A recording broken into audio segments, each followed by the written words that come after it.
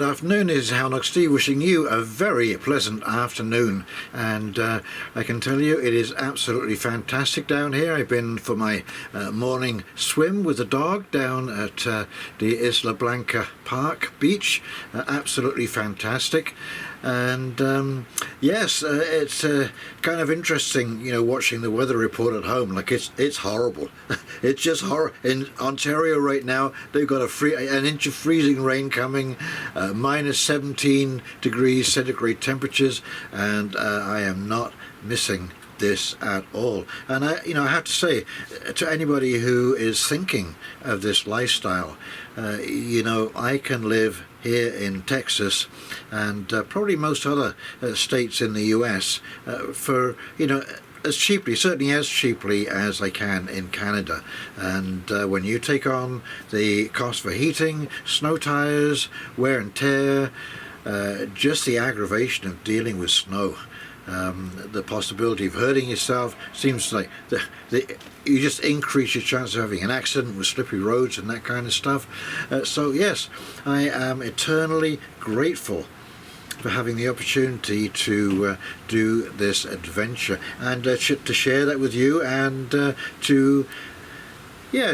I guess put my life out there on the front page a little bit, maybe as an example to not to follow, or to follow as you wish. But thank you so much for joining me on this trip, and it has been absolutely fascinating. And now, of course, what am I doing here? Merry Christmas. Merry Christmas. I hope you had a great Christmas period.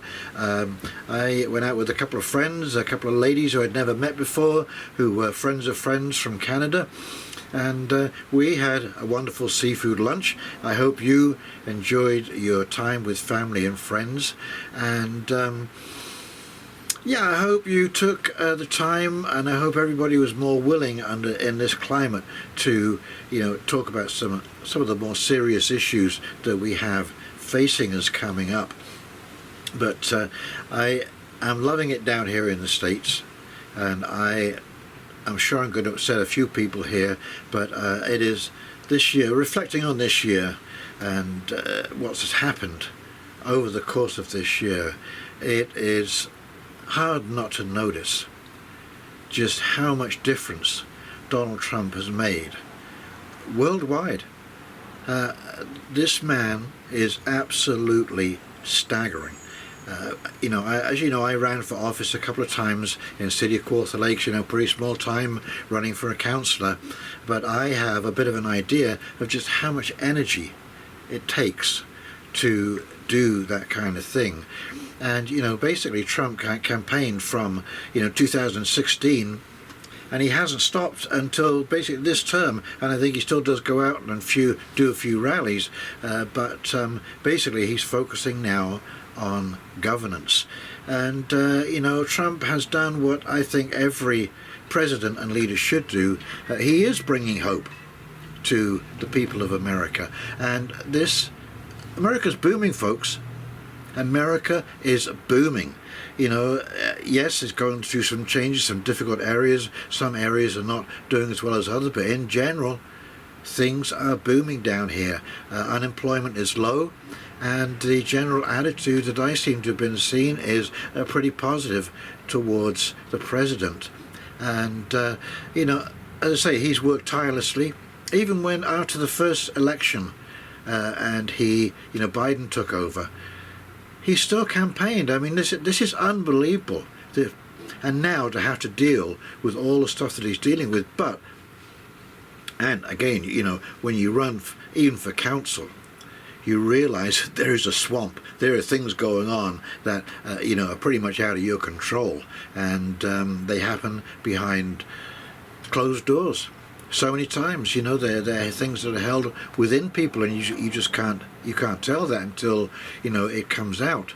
So I think that it is unfair to not take that into account. That I say it just blows my mind, the things that you would have to do to become president of the United States of America. Immediately you're in office, you've got to pick something like 150 people to take over the different departments. I mean, how do you do that? who knows, enough people to do that, let alone enough people with experience to do that. And you know what? The thing that I respect most about this man is not just the office, but in all the time that he has been in office, out of office, and back into office, I have never seen him lose his cool or lose his temper. It's unbelievable. I mean, the insults that have been thrown at this man are beyond belief. I've never seen it in my life, in my political history. I've never seen anyone treated in this way, and thankfully it's backed off. I think they've realized that none of this stuff is sticking. So much of it was, trumped up, shall we say, if you'll excuse the pun, but yeah, none of it stuck, and thank goodness. But the three things that President Trump has done, which is absolutely unbelievable, and I think that all of us, certainly all of my friends, would cheer about, is being the adult in the room and standing up and saying there are only two genders, male and female. Now, whatever you want to do in your private life, that is your concern. But as far as science is concerned and everything else, there are only two genders. The whole climate CO2 scam that is going on, and all these narratives now, they're falling apart. And the third one, of course, is the EV madness. The anti-carbon thing. It sort of ties in with climate change. But he's only been in office a year, folks. I mean, this is staggering. Less than a year. He was inaugurated on January this year. And what has happened has been absolutely astounding. And when you see the effect worldwide, I mean, he's completely undone the narrative. The COP 30, 31, whatever it is, I don't follow it anymore, completely fell apart. Nobody's interested, nobody's listening anymore. The whole censorship thing is falling apart. The whole CBDC thing is falling apart in Europe, in Britain. The whole EV narrative, the whole green narrative is falling apart, and the whole, the agenda thing, the men and women's sports, it's just falling apart. And it just shows you that one person actually can make a huge difference. And all he did was stood up and told the truth. So he said what we basically 70%, 80% of the population already knew was to be the truth. Okay, and I say that not to be offensive to anyone else. I don't care what you do. You live your life. Just don't hurt anybody. Whatever you do in your personal life, that's your choice, and so be it. I'm no judge.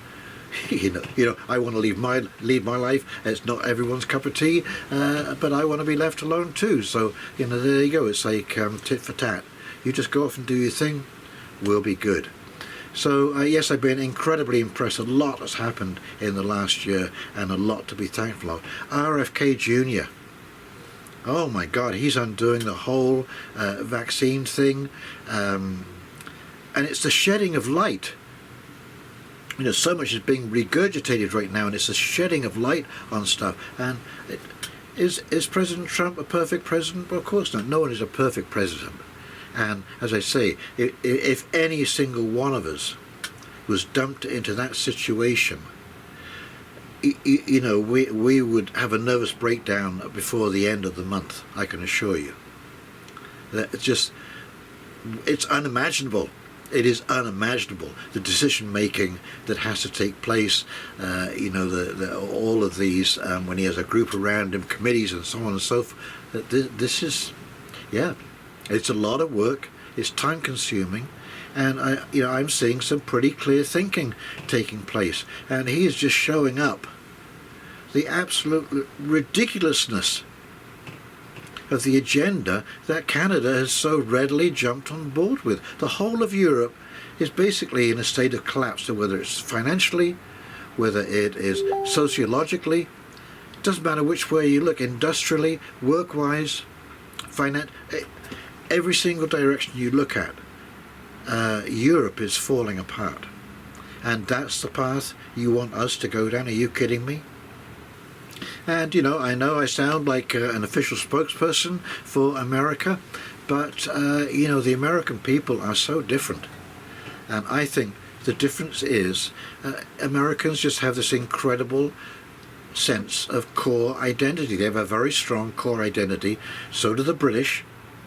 Okay, when Americans get up every morning, the Constitution gets up with them, and they have such a strong sense of their rights that they know when if somebody questions those rights, they immediately speak up about it.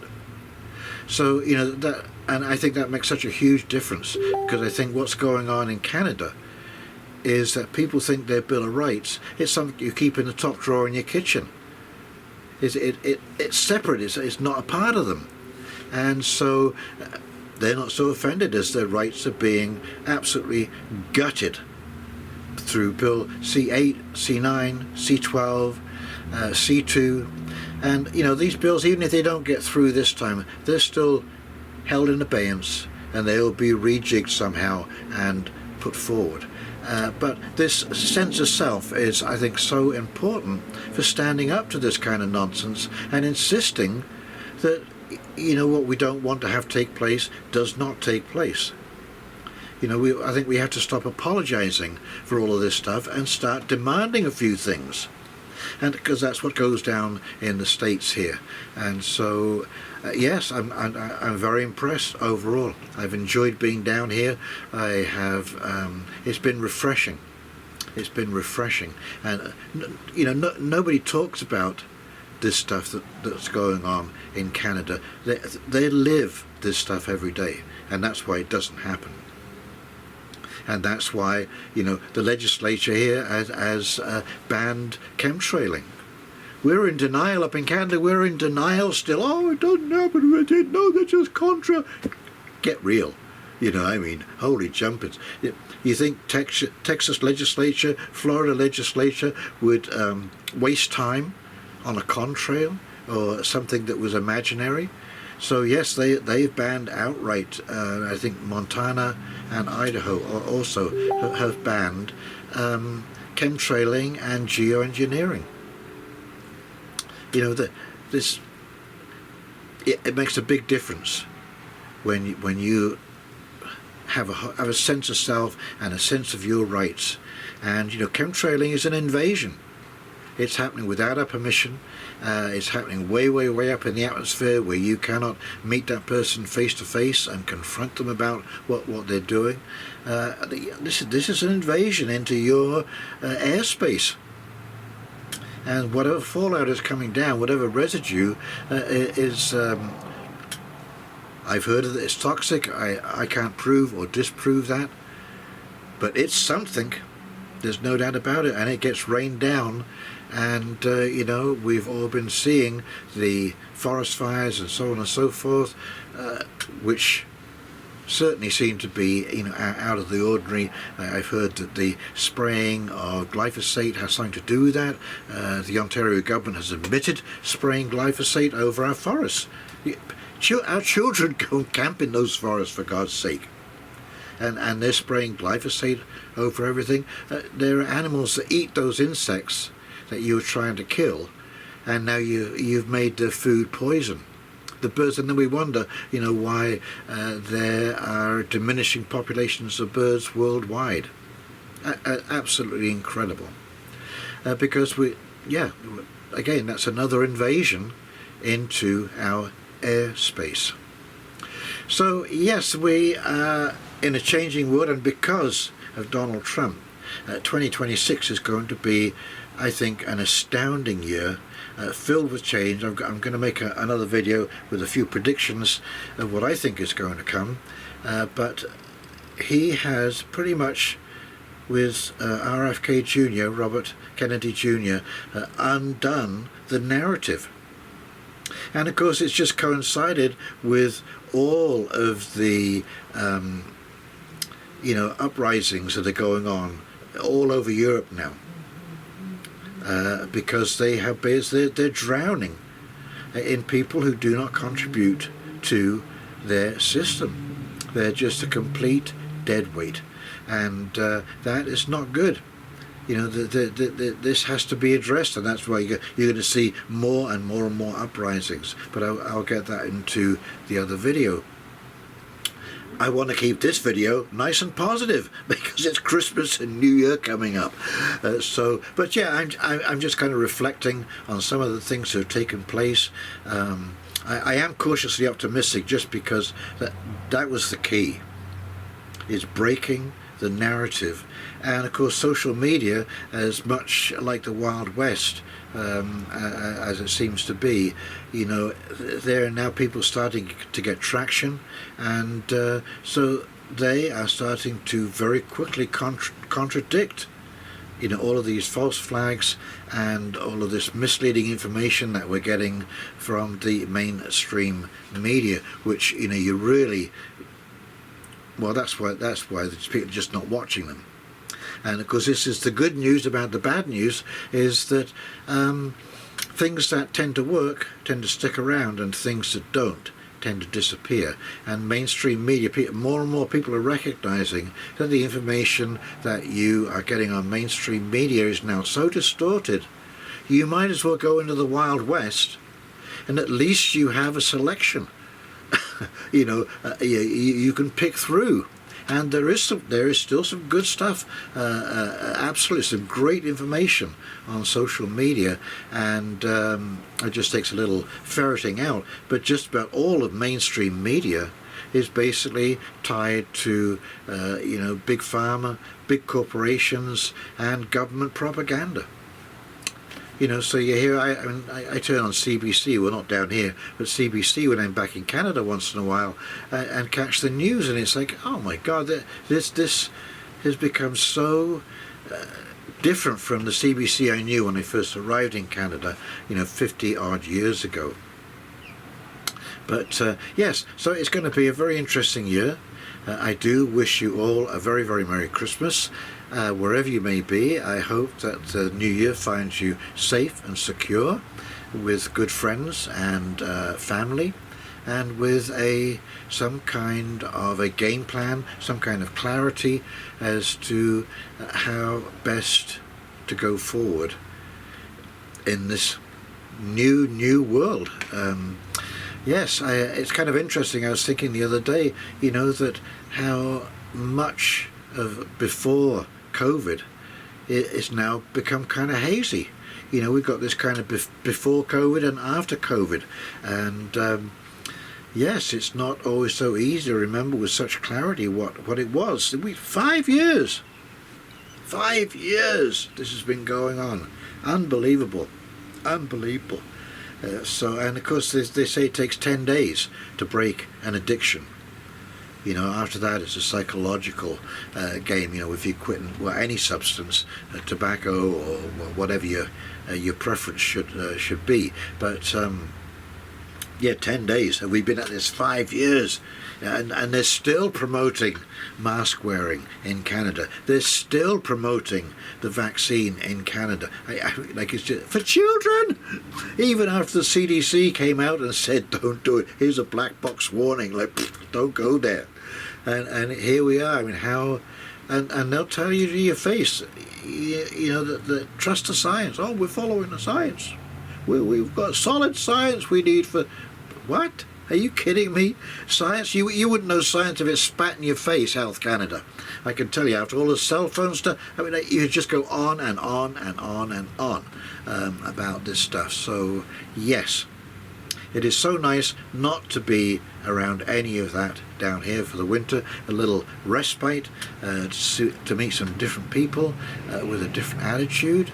And, yes, very good. I'm enjoying myself, and I'm so glad that I made this decision. And I'm so glad that I saw the ostriches as well before that murder happened up there in Canada. And I'm glad to see that that is still an ongoing. I haven't spoken about that in a little while, but that is still ongoing. They are suing the CFIA for damages for what they did to the farm, the family. Unbelievable, absolutely unbelievable. And so this story is still not dead, it's still not over. And but of course, like so many other things, it takes time to unfold. And I'm sure if there's any major changes, well, we'll be discussing that as well.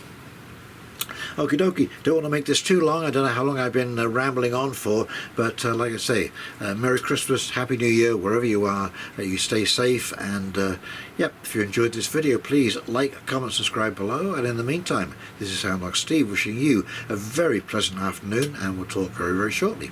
See you now. Bye.